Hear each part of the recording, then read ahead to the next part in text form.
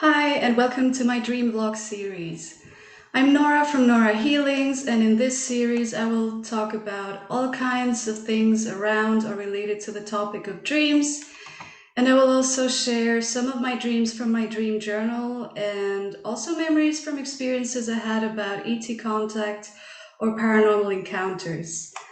Oftentimes, it's like one can go into the other. And in today's video, I want to talk about what dreams actually are for me, and I will touch on dream categories that showed up for me so far. And I made these up, so it's not like they are official dream categories in any way.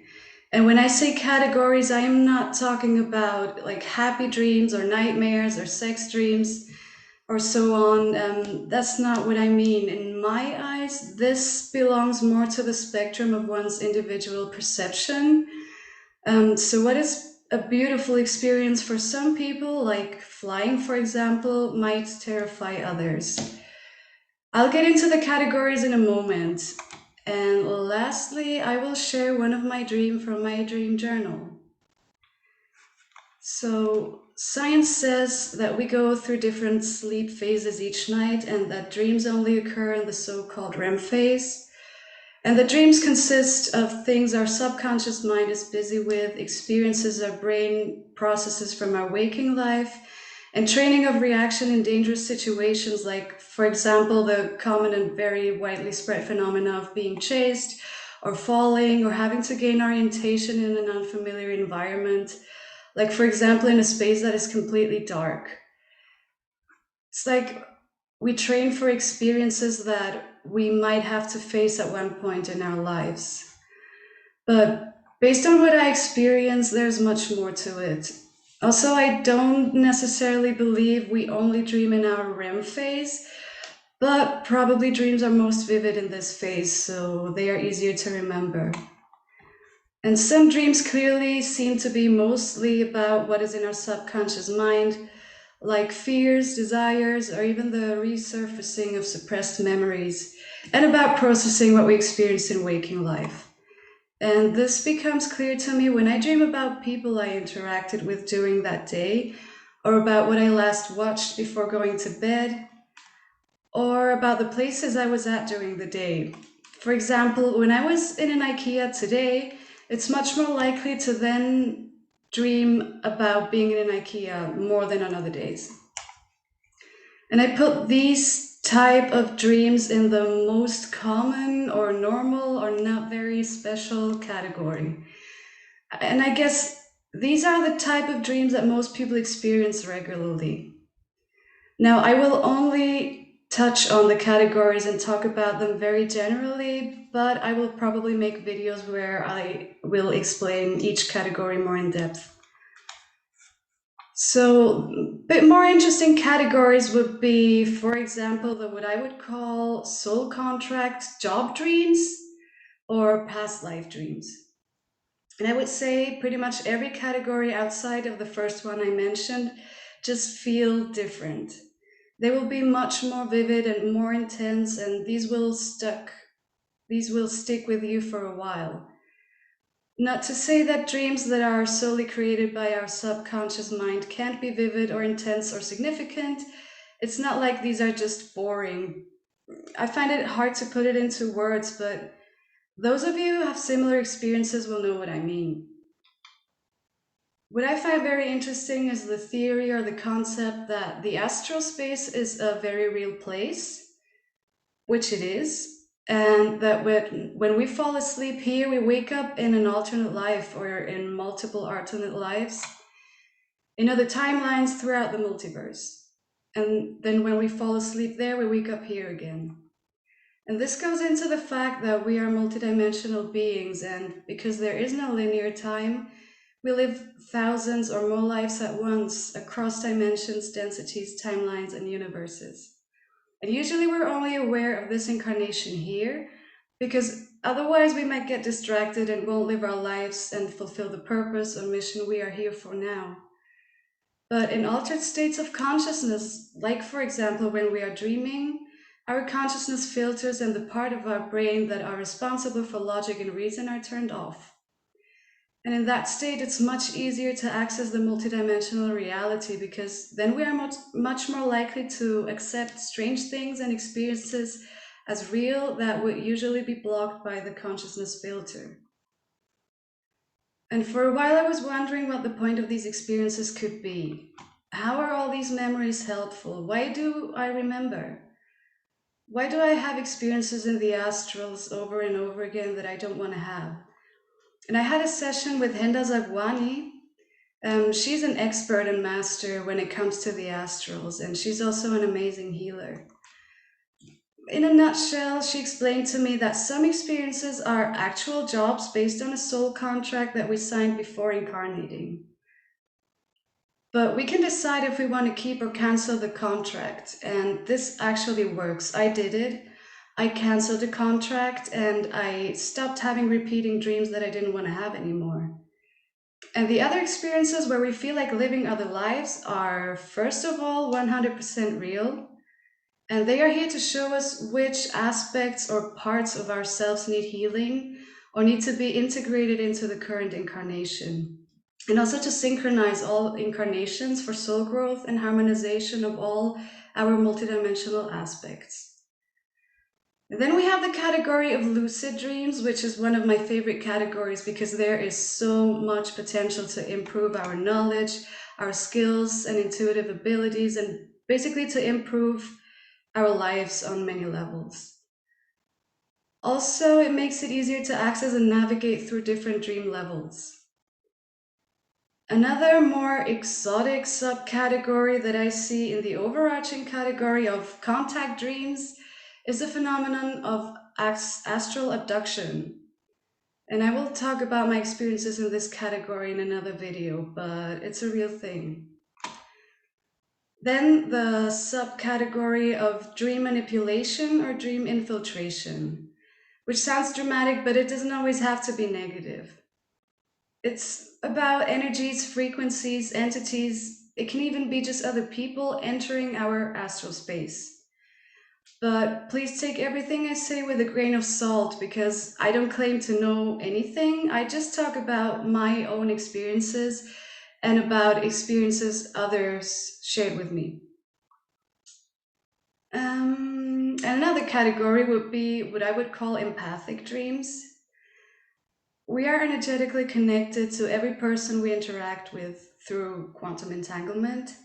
And this connection seems to become stronger and more multi-level the closer we are to someone and the more we know and trust them.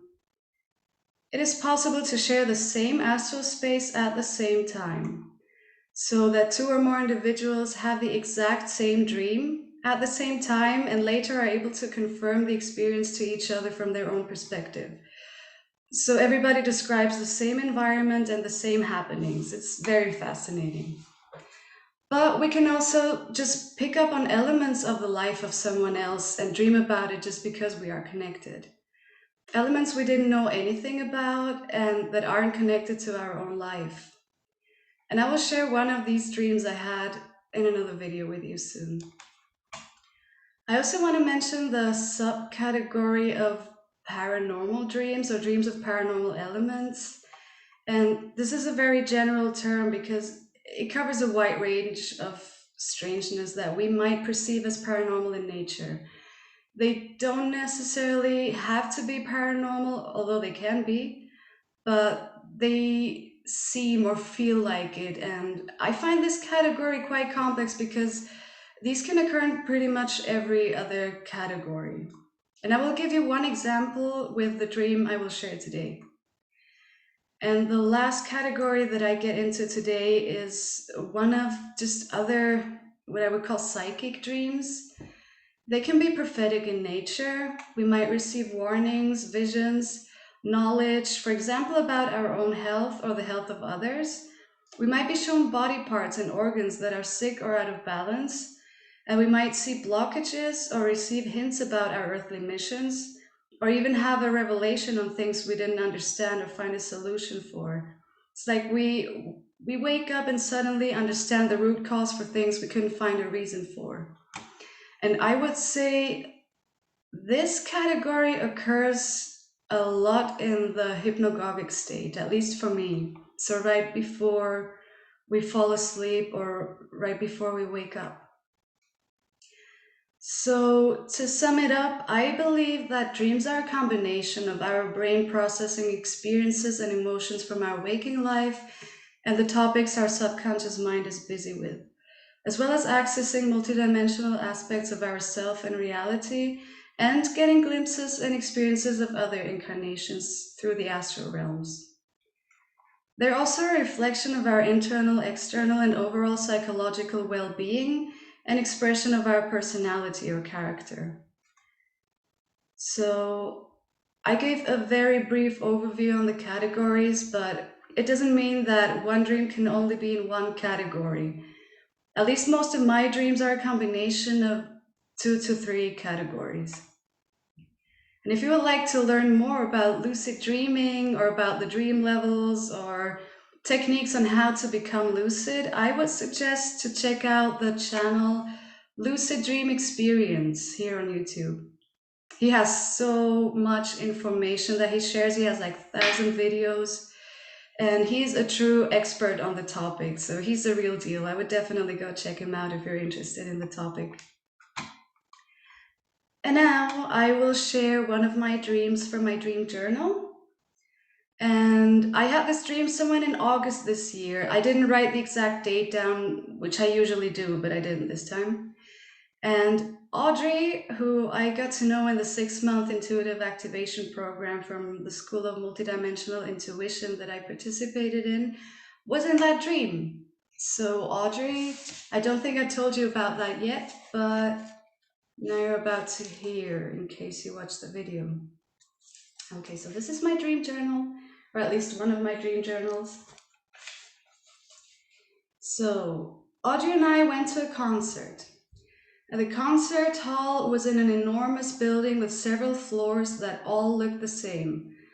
All floors had 2 concert halls. And I'll try to describe the building a little bit more. So as I said, it was enormous, and it was like, I believe it was maybe 7 levels.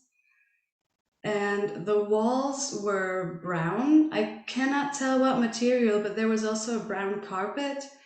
The ceiling was extremely high, and on one side there were windows that were really large, almost like the windows that you see at an airport. And there was, the light was more faint, so it felt heavy inside there. It was almost like there was almost a pressure in the air. It's a really strange place, but stranger about that were the bathrooms. Every time I went to the bathroom, the place changed, becoming more dirty and torn apart each time. So the first time it seemed normal.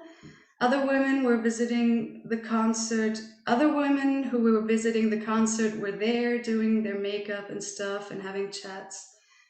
But by the 3rd time or so I went to the bathroom, everything was broken. The light was broken, and there was only a tiny, like an emergency lamp with a very faint blue light. There was graffiti everywhere, and the mirrors were broken, and there was no toilet paper and so on. And so I thought, I'm gonna check the bathrooms on another floor, hoping that it would be better there.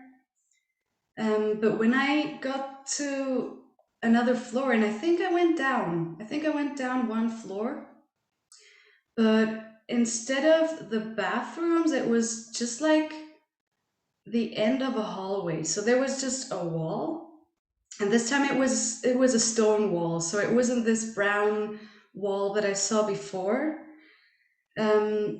And it was black, like there was a fire. It looked burnt, and it also smelled like burnt. And there were other people, and I was asking what is going on and where the bathrooms are. And they told me that this keeps happening.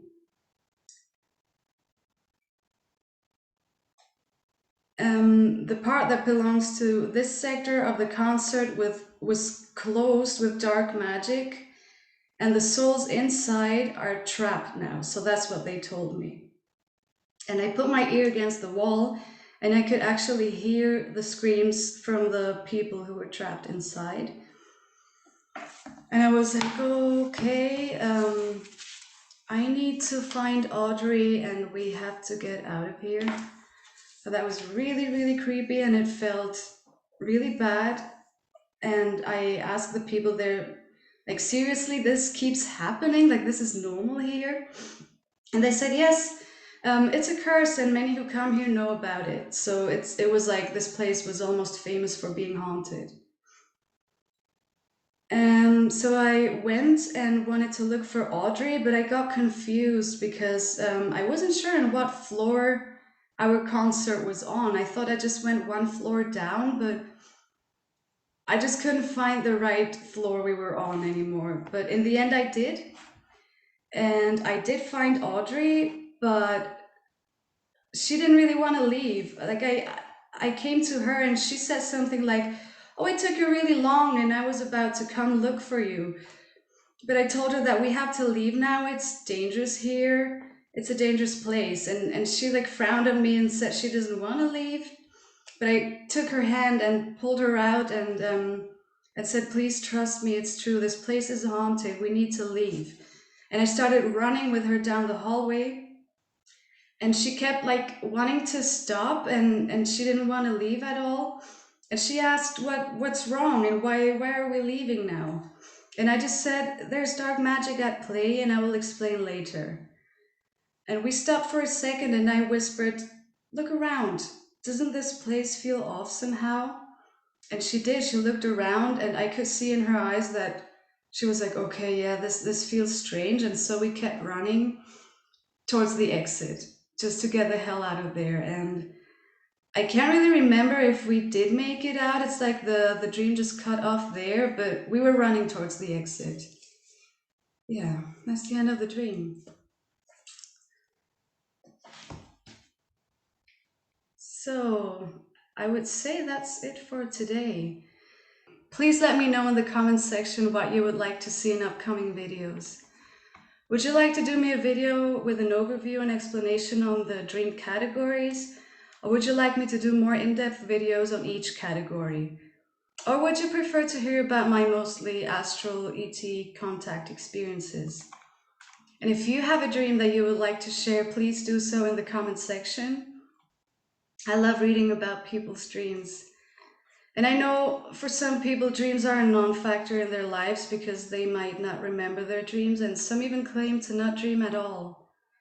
But for others, the dream life is significant because it makes up a big chunk of our lives. If you would like, let me know what dreams are for you and what significance they have in your life. Also, if you're interested, check out my homepage, norahealings.com. I will put the link down in the description. I do intuitive counseling, energy work, and tarot readings. Thanks for watching. I hope you enjoyed today's video. Stay well and sweet dreams.